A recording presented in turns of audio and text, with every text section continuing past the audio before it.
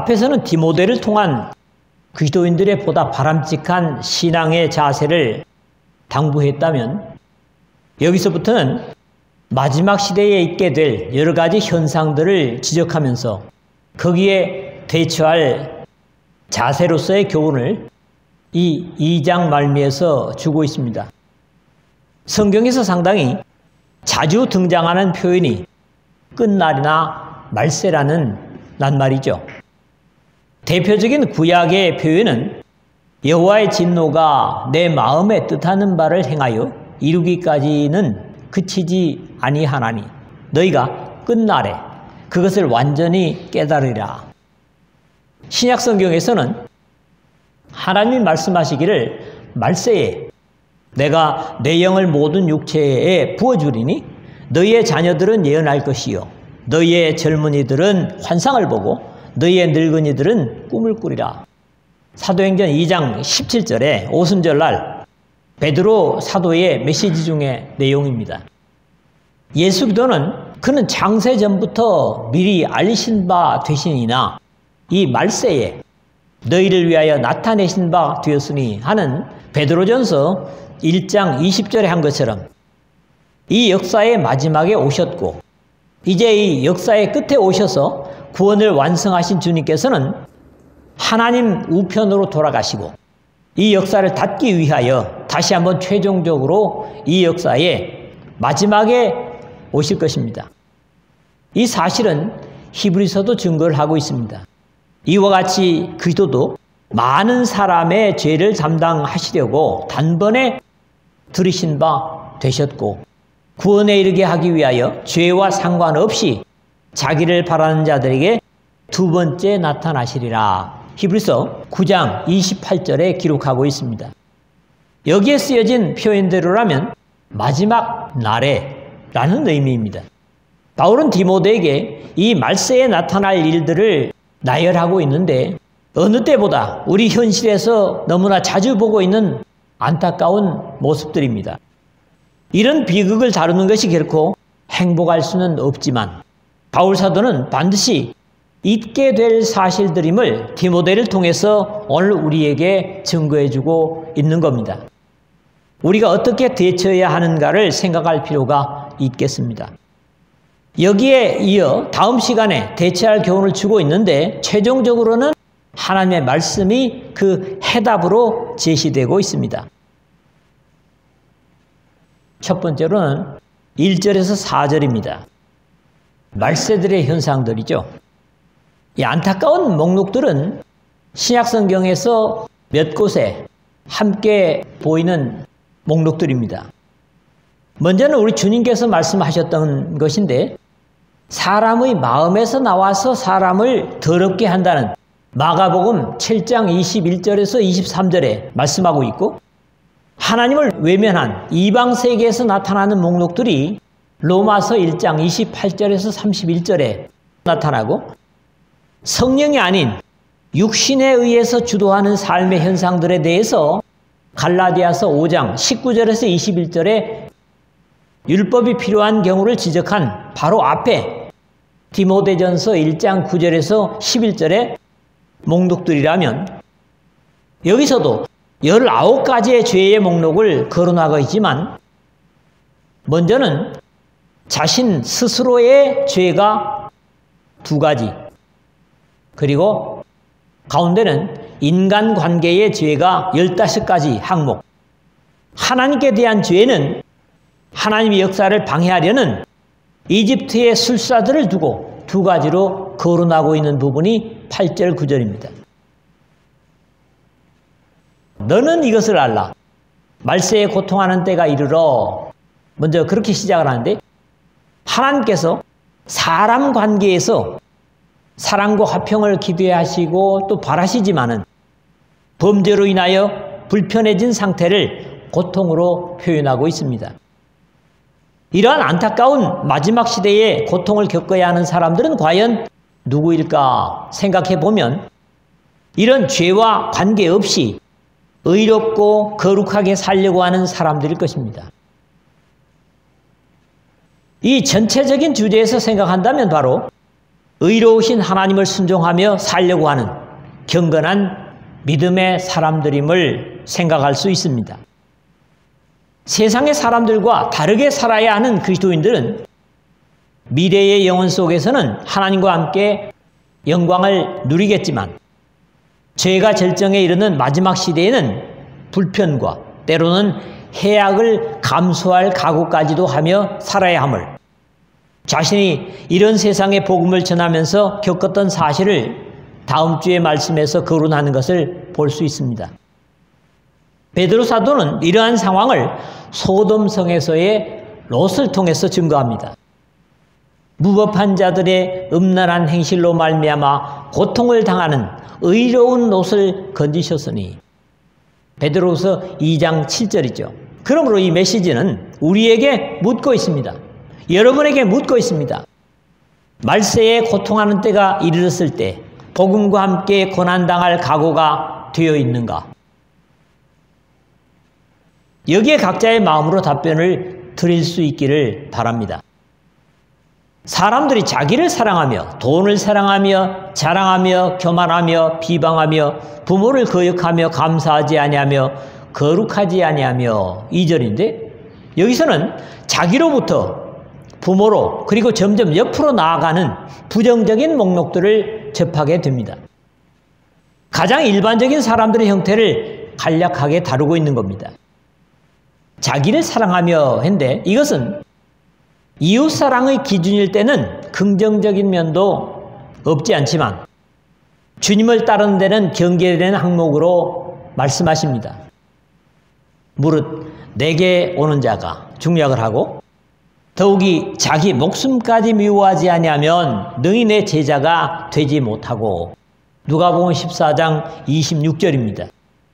여기에 쓰여진 형태가 자기를 사랑하며 하는 이 낱말은 4절에 하나님 사랑의 반대로 쓰인 것에서 더욱 분명해집니다. 돈을 사랑하며 이 마지막 시대에 돈은 어쩌면 만능입니다. 하나님 같은 거죠. 솔로몬의 지은 것처럼 뇌물은 그 임자가 보기에 보석 같은즉 어디로 향하든지 형통하게 하느니라. 잠언서 17장 8절입니다. 그럼에도 하나님을 사랑하는 신앙인들에게는 돈을 사랑함이 일만하게 뿌리가 되나니 앞에 디모데전서 6장 10절에 라는 바울의 경계를 기억해야만 합니다. 자랑하며 교만하며 비방하며 여기서부터 관계 속으로 확대됩니다.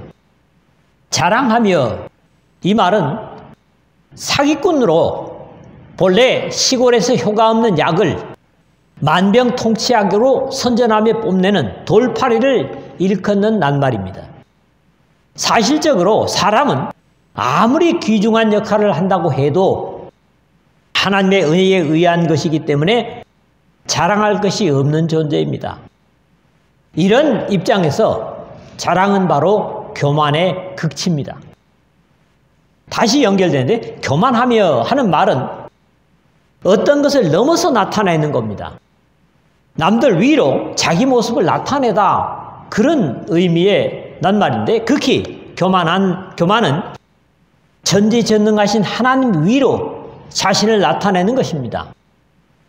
그 다음에 비방하며 했는데 모독적인 또는 중상적인 회방자 이런 의미를 가진 말로 바울은 이미 그는 교만하여 아무것도 알지 못하고 변론과 언쟁을 좋아하는 자니 이로써 투기와 분쟁과 비방과 악한 생각이 나며 디모데전서 6장 4절에 이러한 모습을 증거한 바 있습니다.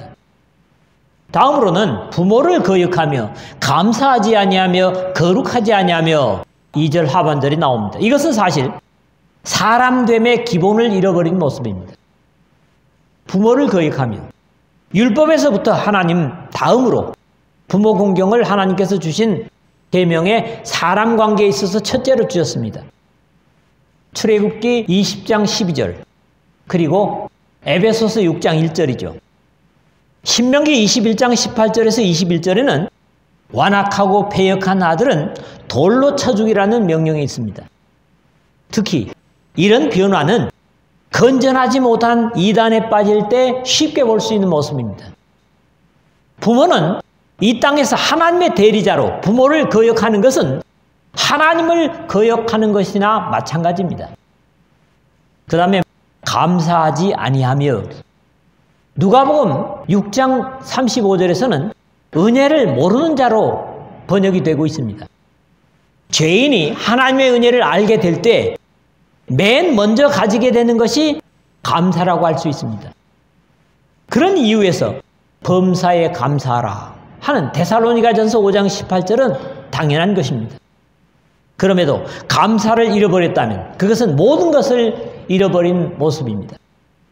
거룩하지 아니하며 했는데 신앙심이 없는 불경건한 그런 말로 하나님의 은혜나 사람의 호의도 배반하는 배은망덕한 사람으로 마치 누가복음 17장 11절에서 19절에 고침을 받고도 감사할 줄 모르는 10명의 나병 환자 중에서 9명 같은 그런 모습을 생각할 수 있습니다.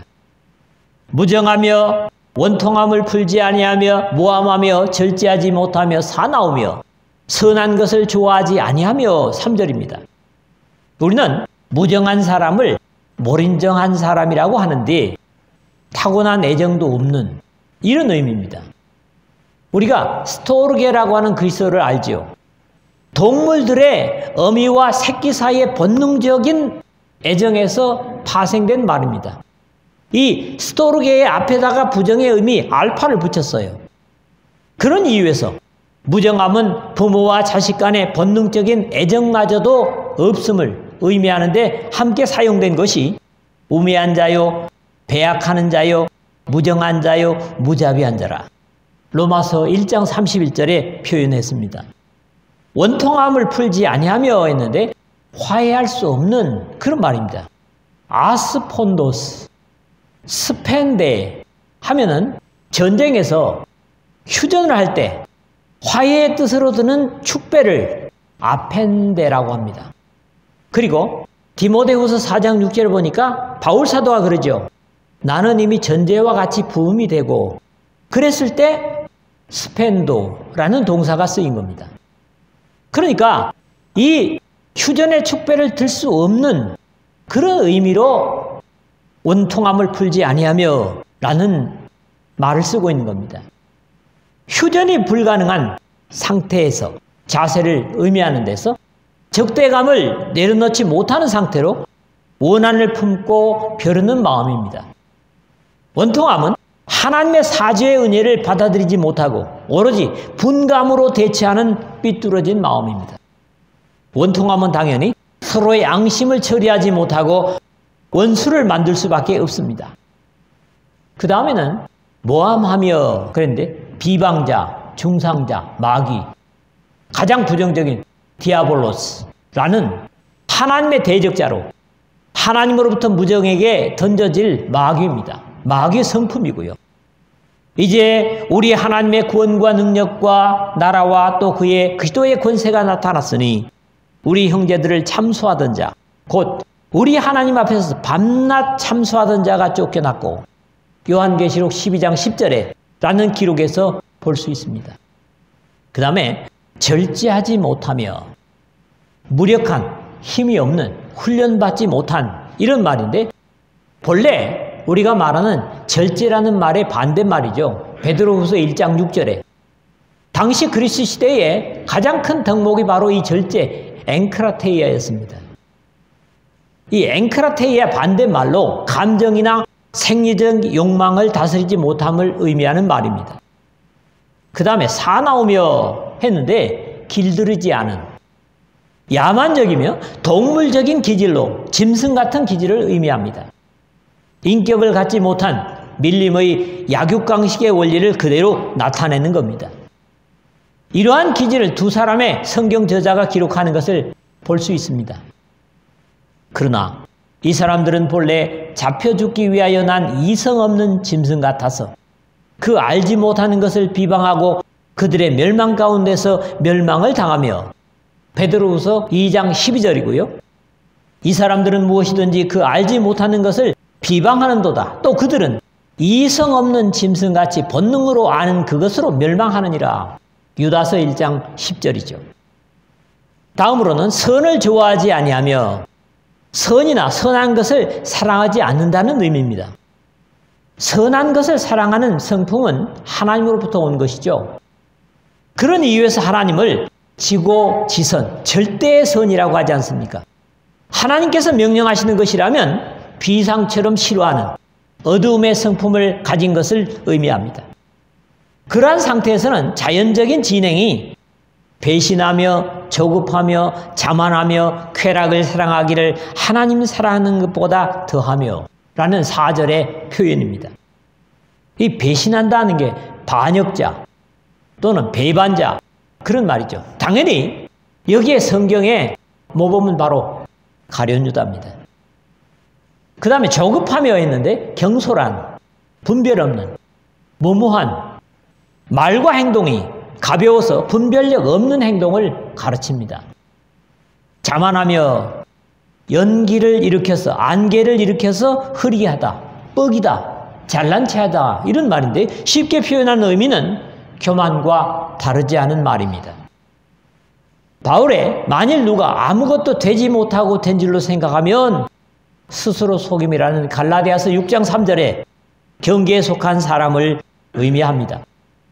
쾌락을 하나님 사랑하는 것보다 더하며 했는데 죄를 해결하기 위하여 독생자를 제물로 주신 하나님보다 육체의 욕망을 최우선으로 채우려는 것으로 이런 이유에서 사람 간의 관계나 장래를 생각하기보다는 순간만을 즐기려고 하는 자세이기 때문에 마약 같은 극단적인 방법도 마다하지 않는 사람입니다.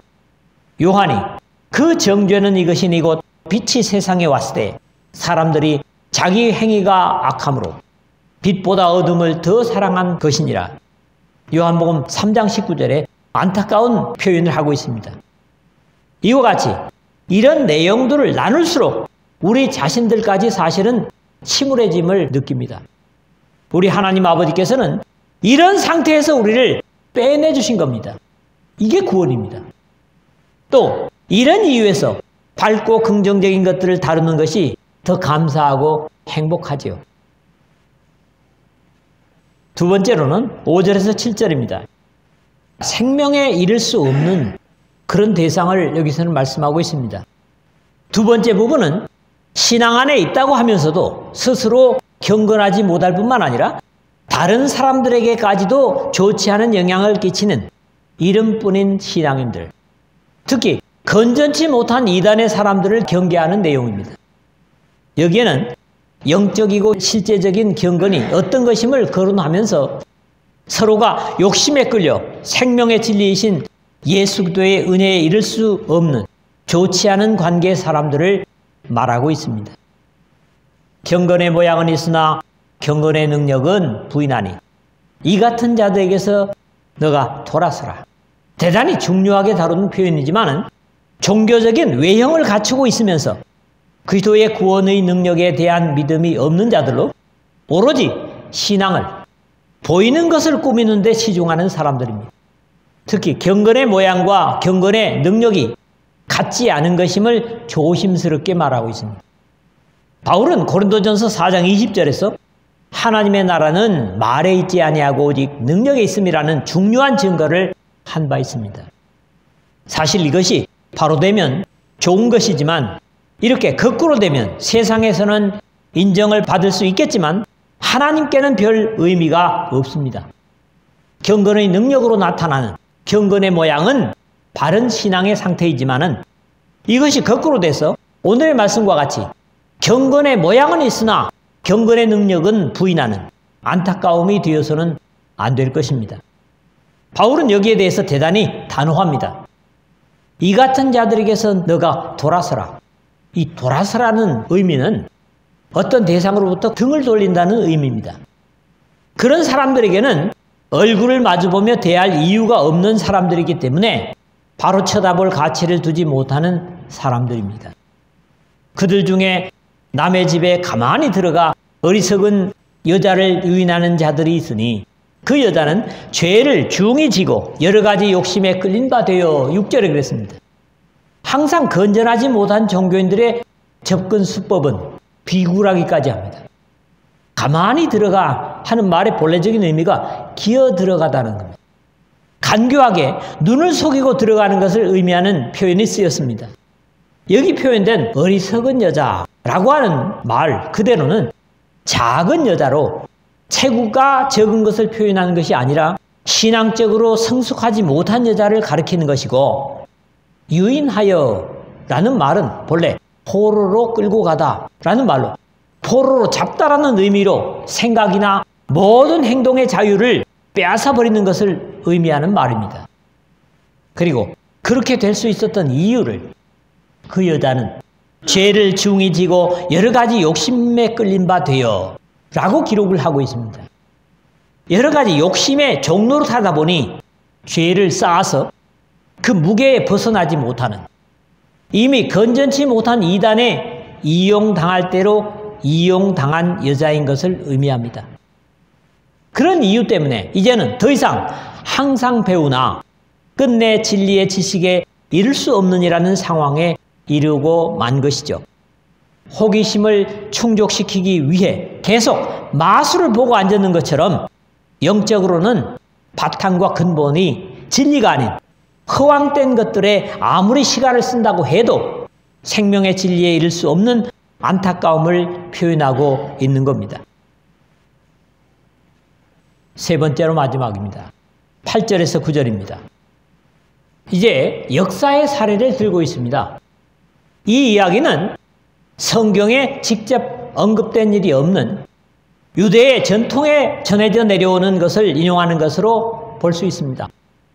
모세가 하나님의 백성들을 이집트에서 끌어내기 위해 보내심을 받았다는 증거로 바로 앞에 이적을 행했지만, 이 이집트 술객들 중에도 어떤 경우에까지는 거의 같은 이적을 행함으로써 하나님의 뜻을 방해하는 역할을 했던 이집트의 요술사들로 전승됩니다.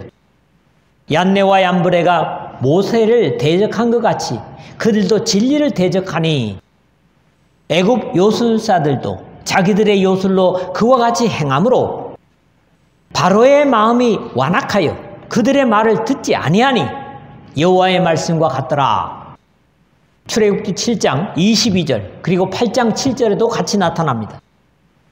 이 이집트 술사들의 우두머리임직한 두 사람의 이름이 의미하는 얀네, 그는 화를 냈다, 성가시게 했다 의미를 가지고 얀브레, 거품으로 하는 치유자, 치료자가 아니에요. 그러니까 의술이 아닙니다. 이름들을 의미하는 것처럼 하나님께 성가신 자들로 날아갈 거품에 불과한 자들이었고, 사실 그들의 역할은 그들의 이름대로 끝났습니다. 요술사들도 자기 요술로 그같이 행하여 일을 생기게 하려 하였으나 못하였고, 이가 사람과 가축에게 생긴지라 하는 출애굽기 8장 18절에 바울은 당시에 소아시아나 에베소의 영지주자들이 행했던 행위들을 모세와 아론을 대항했던 두 요술사에 비교하고 있는 겁니다. 이 사람들은 그 마음이 부패한 자요, 믿음에 관하여는 버림을 받은 자들이라. 8절 하반절인데 여기서 중요한 표현은 마음이 부패한 자 첫째인데, 어둠에 사로잡힌 거짓 교사들의 영적으로 뿐만 아니라 도덕적으로도 부패하였기 때문에 영적인 것을 이해할 수도 받아들일 수도 없는 상태라는 겁니다. 믿음에 관하여는 버림받은 자들, 이것은 2장 15절에서 너는 진리의 말씀을 옳게 분별하여 부끄러울 것이 없는 일꾼으로 인정된 자로 자신을 하나님께 드리라 하는 말과는 반대되는, 인정됐다고 하는 게 뭐냐 하니까 도키모스, 재련소에서 금을 재련하는, 여기는 말하자면 그 말에다가 앞에다가 알파를 붙여가지고 아도키모스, 시험에 합격하지 못한, 가치 없는, 이런 말이 쓰이고 있습니다. 더 이상 기대를 가질 수 없는 사람들임을 의미하는 표현입니다. 그러나 그들이 더 나아가지 못한 것은 저 두 사람이 된 것과 같이 그들의 어리석음이 드러날 것임이라. 9절입니다. 앞에 2장 16절에서 17절에서 보는 것 같이 망령되고 헛된 말을 버리라. 그들은 경건하지 아니하며 점점 나아가나니 그들의 말은 악성 종량이 퍼져나감과 같은데, 거짓 교사들의 잘못된 교리가 퍼져나가는 것처럼 보였지만, 다시 2장 19절에 그러나 하나님의 견고한 터는 섰으니 인침이 일렀으되, 여기서 하나님의 견고한 터는 섰다. 그리고 하나님의 백성들은 인침이 있다. 그렇기 때문에 더 이상 그들을 못 해볼 거다 하는 것처럼, 이 우주 가운데 어떤 세력도 하나님과 대항해 볼 수 있는 세력은 없기 때문에 갖는 확신인 겁니다. 무엇보다도 과거에 저 두 사람이 된 것과 같이 그들의 어리석음이 드러날 것임이라. 9절 하반절인데, 한 것처럼 이집트에서도 요술사들도 악성 종기로 말미암아 모세 앞에 서지 못하나 악성 종기가 요술사로부터 애굽 모든 사람에게 생겼습니다. 출애굽기 9장 11절에 철저한 패배를 볼 수 있기 때문입니다. 결국 시편 기자의 고백처럼 여호와께서 집을 세우지 아니하시면 세우는 자의 수고가 헛되며 여호와께서 성을 지키지 아니하면 파수꾼의 깨어있음이 헛되도다. 127편 1절이죠. 라는 증거는 허풍이 아닌 사실임을 여기서도 확인할 수가 있습니다. 말씀을 맺습니다. 이제의 역사의 마지막이 닫힐 징조들은 영계는 물론이고 세계에 점점 자주 나타나고 있음을 봅니다. 여기서 우리가 거론했던 부적응된 일들이 너무나 사회에 자연적으로 나타나고 있습니다. 이 마지막 때에 그리스도 예수 안에서 경건하게 살고자 하는 자는 박해를 받을 것이라고 증거하고 있습니다. 이제는 참된 그리스도인들이라면 우리의 절대적인 각오가 필요합니다. 대부분의 믿음 생활을 한다는 사람들도 경건의 모양은 있으나 경건의 능력은 부인하는 자들이 더 많은 것이 사실이죠. 주님의 말씀과 성령을 의지하여 말이 아니라 능력으로 믿음을 표현할 때가 되었습니다. 하나님의 구원의 역사나 언약은 분명합니다. 항상 배우고 훈련하여 생명의 지식에 충만한 데 이르는 하나님의 제사장으로 주님 오실 때까지 남는 여러분 모두 되시길 주님의 이름으로